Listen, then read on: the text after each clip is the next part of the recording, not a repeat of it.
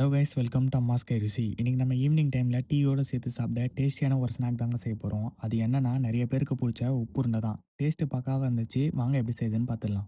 முதல்ல 2 கிளாஸ் அளவுக்கு சாப்பாடு அரிசியை 1 ஹவருக்கு ஊற விட்டு அரைச்சி ஒரு பாத்திரத்தில் எடுத்து வச்சிடலாம்.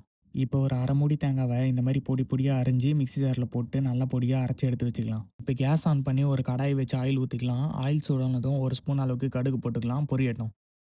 இப்போ உளுத்தம் பருப்பை ஒரு டேபிள் ஸ்பூன் அளவுக்கு போட்டுக்கலாம். இப்போ கடலை பருப்பை ஒரு டேபிள் ஸ்பூன் அளவுக்கு போட்டுட்டு நல்லா வறுத்துக்கலாம். இப்போ 4 நீட்டு காஞ்ச மிளகாவை பொடி பொடியாக கட் பண்ணி போட்டு நல்லா வறுத்துக்கலாம். இப்போ ஒரு கைப்பிடி அளவுக்கு கருவேப்பிலையை சேர்த்து நல்லா வறுத்துக்கலாம்.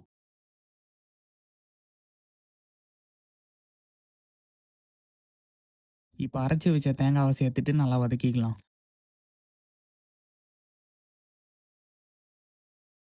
இப்போ ஒரு ஸ்பூன் அளவுக்கு பெருங்காயத்தூள் போட்டுட்டு நல்லா கிளறி விட்டு நல்லா வறுத்து எடுத்துக்கலாம்.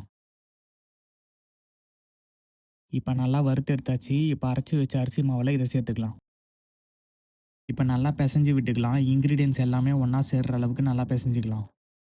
டேஸ்ட் எப்படி இருக்கும்னு யோசிக்கவே வேண்டாம். நல்லா சாஃப்ட் அண்ட் கிரன்ச்சியாக ரொம்பவே சூப்பராக இருந்துச்சு. நல்லா சாஃப்ட்னஸ் கொடுக்கறதுக்காக அரிசி மாவு போட்டிருக்கோம். கிரன்ச்சினஸ் கொடுக்கறதுக்காக பருப்பு போட்டிருக்கோம். ஃப்ளேவர் கொடுக்க கருவேப்பிலை போட்டிருக்கோம். அதோட பெருங்காயத்தோட வாசனையோட சேர்த்து சாப்பிடவே சாட்டிஸ்ஃபேக்ஷனாக இருந்துச்சு. நிச்சயமாக நீங்கள் ட்ரை பண்ணி பாருங்கள். அப்போ தான் நான் ஏன் இவ்வளோ சொல்கிறேன்னு உங்களுக்கு புரியும். நல்லா மிக்ஸ் பண்ணி விட்டதும் இப்போ ரவுண்ட் ரவுண்டாக உருண்டை பிடிச்சிக்கலாம்.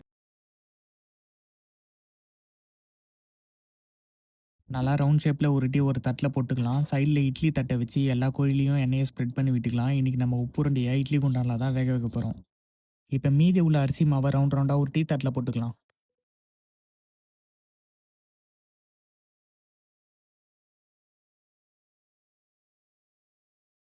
இப்போ இட்லி குண்டான கேஸில் வச்சுட்டு தண்ணி ஊற்றி நல்லா இட்லியை வேக வைக்கிற மாதிரி கொதிக்க வச்சுக்கலாம். தண்ணி கொதிச்சதும் இட்லி தட்டில் பொடிச்சு வச்ச உருண்டை எல்லாத்தையும் போட்டுக்கலாம்.